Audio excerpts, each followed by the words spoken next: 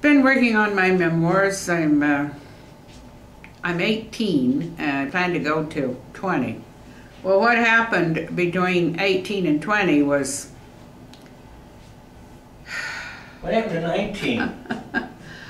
You well, missed a year there or yes, what? 19. In those 2 years were jam-packed with a bunch of complicated stuff that I have had a very difficult time writing, and it dealt with a number of issues that came into it that I hadn't encountered before because I had not taken the information that I was trying to get out in college. The reason I was trying to get it out in college, I had not been able to talk about being molested as a child twice. And one of the times there was harassment and encounters over a period of 3 years. And then the other one was very much more involved, but it was terminated much faster. And the first one I was abducted. But the reason, you know, I had so many reasons for not telling about this, and one of them was I feared that murder would result. And whose? The murder, the molesters. Oh, and not yours. Well, anytime you know, you got people trying to kill one another over stuff, why there's a possibility of who's going to die, you don't know. And I thought my father would be the one that would try to be killing people, and he might get killed too while he was trying to kill somebody else, and which I thought would be a worse result than not talking about it. But I was going to talk about it eventually, or bust. So in college, I was trying to tell on the biggest stage that I, somehow or another, I was trying to get this out so that I could have a lot of support some way. Because the thought of leaving college and going out and trying to just deal with my father and the community, I thought, why go to a big university and not take advantage of whatever help I could get from them in keeping myself alive after I surfaced some of this stuff. And I didn't know how I was going to surface it. I started trying to tell a teacher, and who rejected the whole process. He didn't want to get involved, obviously, and so I thought, well, I'm just going to have to keep trying here. And when I tried, I eventually got sent to the school psychiatrist, who within 2 minutes decided, this is the first time I'd ever been to a psychiatrist. I didn't even get anything told him before he decided within 2 minutes to incarcerate me. Well, this was not what I was looking for. This was not the idea. I don't mean to interrupt you, but I don't think anybody's looking for that, you know. Well, if you're no. looking for that, it's I mean, I was still rational, you know. I thought I was able to talk about what I was doing and why. Wait a minute. But he didn't give me a chance. Now, wait a minute. He just decided that I was behaving very abnormally. Well, that's different right. than anybody. You sat down there and you just stared at him and didn't say anything for 2 minutes. So he's going like this. Hello, are you still there? Hello, anybody in there? Get her out of here. Yeah, we're taking her right down to the... And as soon as I realized that's going to be shock treatment, isn't it? He was going to start talking. You have no idea how hard it was to get the attention of people around me who were used to going. I felt that in Utah particularly, people were just used to never rocking the boat. Everybody talked a certain way. And at the university, it was like you were expected to behave and talk a certain way. Nothing else was acceptable. And in school, and I'd gone to high school in the northern part of the state, in Salt Lake. I knew the state, and I knew what kind of high schools they had, and what kind of attitudes, as well as southern Utah. And so, where I was raised. So... See, these people know when you're going to make a derogatory comment. Oh, they have my apartment wired. They really we do. Right. Well, so here I am in my attempt to get somebody to say, what is wrong with you, or why are you talking this way, or what is it you want to tell us, or something, anything. They just went way overboard, I thought. Overreacted. It didn't even, I pictured, being able to explain myself. Well, I didn't get a chance to explain anything. I just got taken off under guard. Why? Because I'd sat there and not answered 3 of his questions. And all this was was to get a deeper response from the teacher, because I'd had so much trouble trying to get to this level. With anyone, with my parents, my relatives, the people in the community, I just couldn't get them to, I couldn't get them to a level where you could talk about difficult stuff that had happened, that you thought. And it was like cover up. Everything's covered up. Of course it is. That's the way the world is. Take it or leave it. Well, yeah. And my dad was covering up the fact that he was having homosexual affairs. My mother was covering up the fact that she eventually got into having heterosexual affairs. The one I like the best is, how many wives do you have, sir? That's none of your business. I can have as many as I want to, so don't ask. Don't tell. And of course, in Utah, polygamy hadn't disappeared. There was still the FLDS, the people who refused. They're still there. They're in the newspaper. Yeah, they're still in the newspaper. They're still carrying on. Jeff's in court telling them that what God told him to do. Well, that's right. God will take retribution. Yes. If anything happens to me, God that will was get kind of a lot of the God's attitude about law. for you guys. This was why molesting wasn't reported. The church would take care of everything. You were supposed to tell your church, not the law, because it was like Mormons didn't trust law. They did not trust law, the law enforcement. It was like they had been persecuted by law enforcement as far as polygamy was concerned. And so there was this distrust, and it was just like, in my town, it was like molestation was not ever reported. And I knew quite a number who could have reported it, but they didn't. And it was not, you were supposed to let your church take care of it. Well, I didn't trust my church to take care of it either. Well, they took care of it, just not the direction that you were going. No. But, I thought, well, the more people we get involved with this, the safer it's going to be for me. Well, so much for that theory. As after I'm taking off to the psych ward, I thought, oh my goodness, here's another complication. I had no idea that women might get treated like this.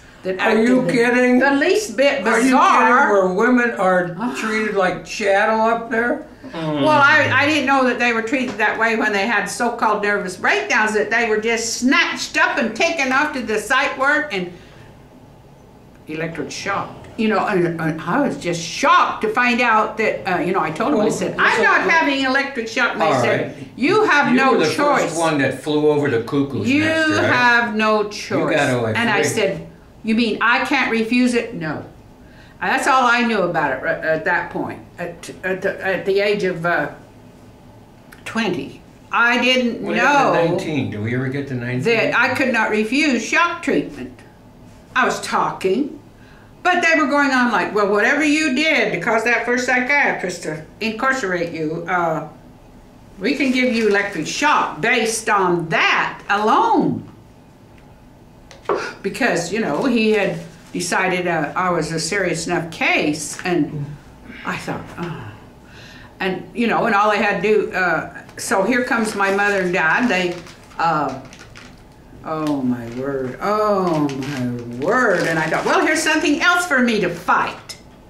When I try to surface something that nobody wants to hear, there's something wrong with me. There's something wrong with me. Am I supposed to argue that point? We'll just take you in there and give you a few shock treatments. That's what my version of it. And I thought, well, this is nothing more than more abuse. Well, I call it abuse. I think personally, a nice high abuse colonic. by authorities. A nice high colonic would have fixed you right up. You know, then I thought, well, now here I am. I can't even argue against this. I was given 20 minutes to argue my case to Dr. Branch, who was head of the psychiatric department in the medical school at the University of Utah. And he took over my case. So I had 20 minutes to argue about not receiving shock treatment. And I haven't decided. And, oh my word, you would not believe what happened by then, what happened. That's why I have to write the story. Okay, tell us what happened.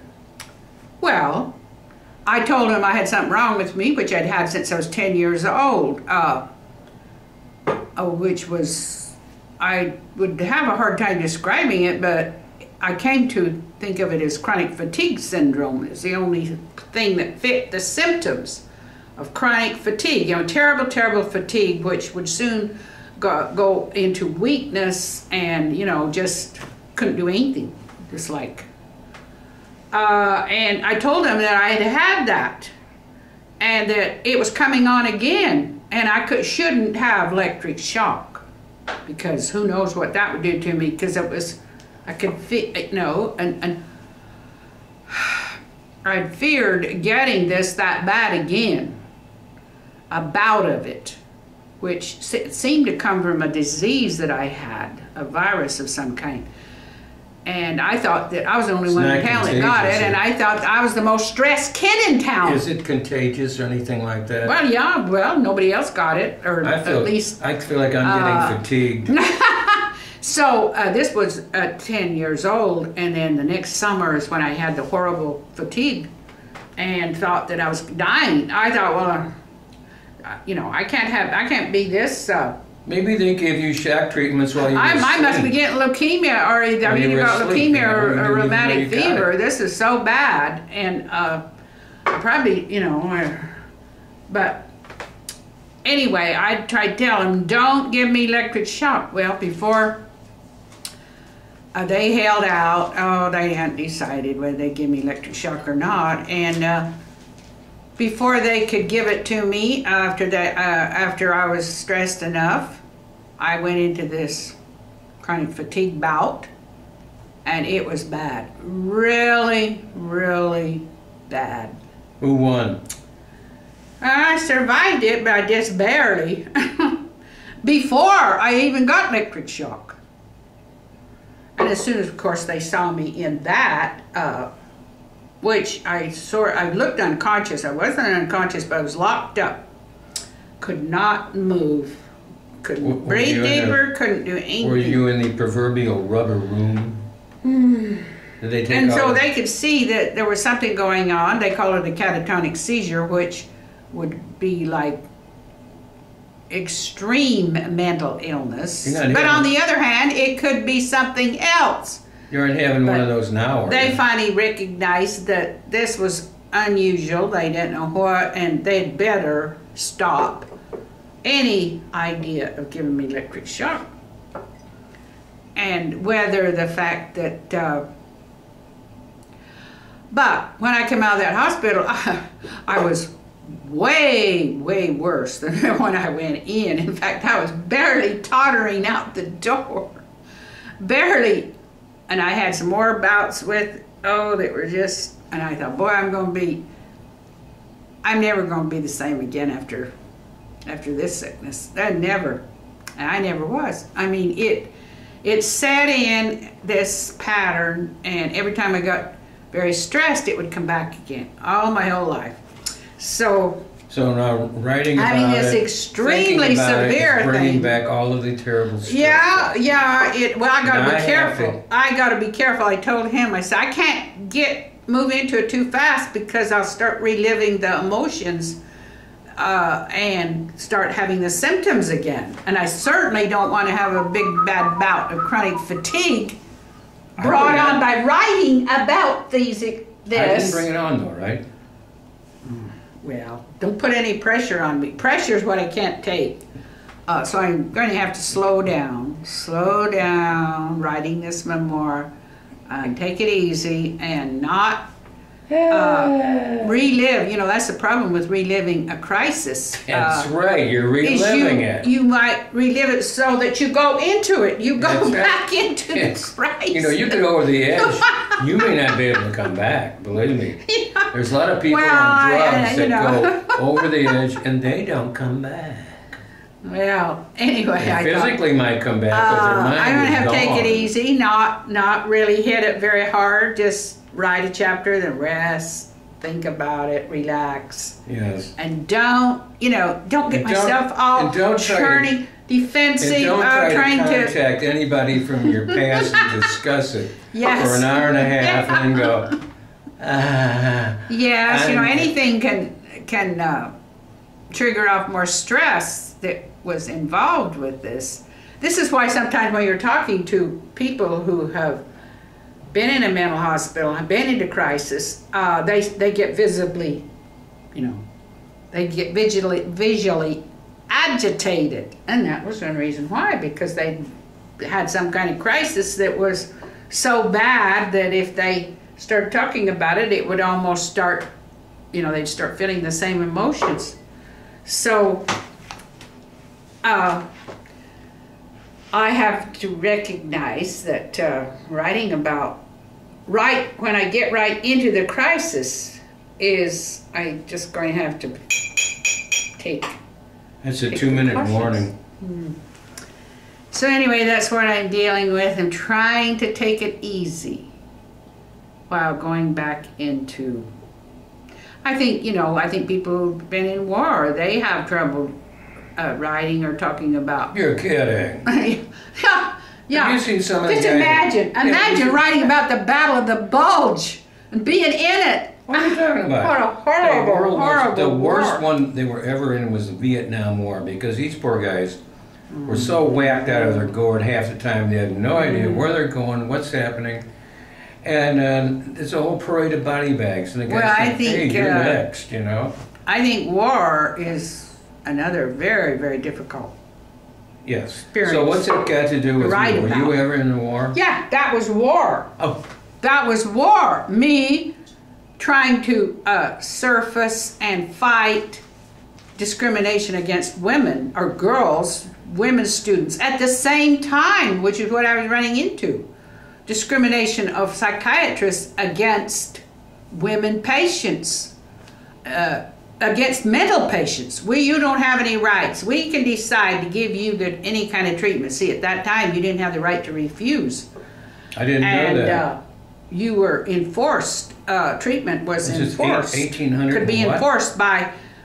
And I do not believe in that. I do not believe that unless the mental patient is extremely dangerous to society, should be incarcerated against their will or treated with electric shock. But I'll go along with that. Then you still have the criminal mental patient who is dangerous. So what are you going to do with them? Well, I didn't like being regarded as so dangerous that I had to be forcibly treated with electric shock therapy. That was shock to my system. It's the 1-minute signal. I'm kidding.